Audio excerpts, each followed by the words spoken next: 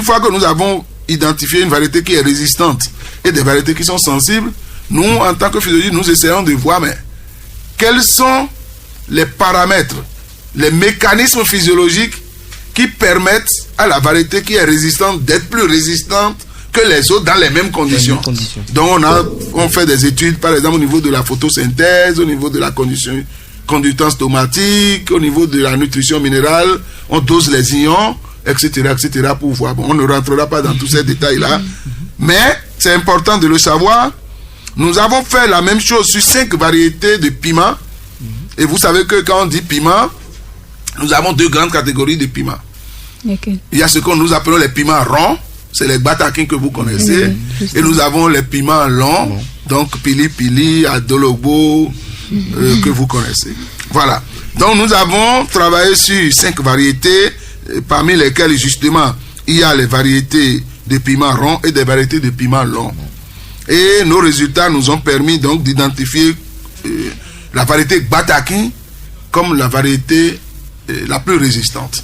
Et je voudrais dire que cette résistance est confirmée, puisque nous avons fait le travail d'abord sur les plantes, les jeunes plantes, leur croissance, nombre de feuilles, hauteur de la plante, le poids de la plante, le poids sec, poids frais, la surface foliaire, etc., la longueur de la racine, la biomasse de la racine, etc. Nous avons pu démontrer que cette variété batakin est la plus résistante.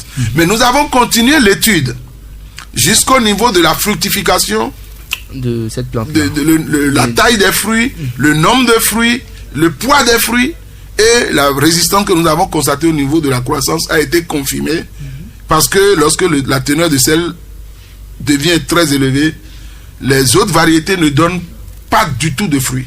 Seule la variété batakin continue de donner des fruits. Donc pour dire que c'est vraiment une variété qui est résistante. Et tout dernièrement, mes étudiants sont allés donc faire une petite enquête dans une zone où ils échangeaient avec un producteur, ils sont venus me rendre compte. Et quand l'étudiant leur a dit, mais nous on a fait tel type d'études, c'est d'ailleurs mon doctorant qui travaille sur le piment, quand il a dit donc à son interlocuteur qui travaille sur le piment, mais ils ont, en explorant, on a vu que c'est batakin qui est la plus résistante. Il ne savait pas que la personne produisait aussi du piment et avait des problèmes de salinité.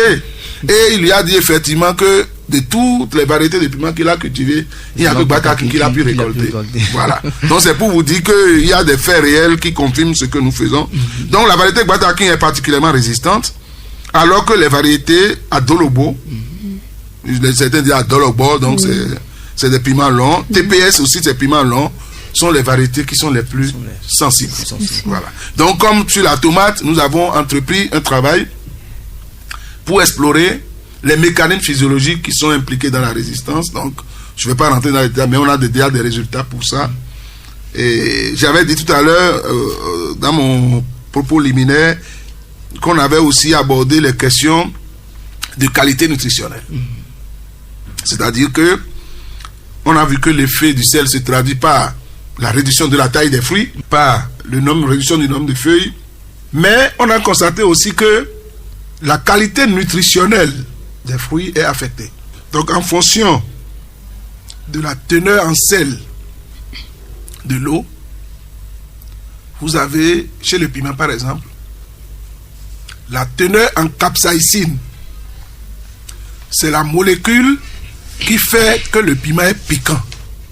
Donc on a constaté que plus la teneur en sel de l'eau utilisée pour l'irrigation est élevée, plus la teneur en capsaïcine est élevée. Ça veut dire que plus le piment devient piquant, alors que les teneurs en vitamines baissent. Mais lorsqu'on a fait la même étude au niveau de l'amarante, qui est le faux-tété, nous avons constaté que lorsque la teneur en sel de l'eau d'irrigation augmente, la teneur en vitamines augmente.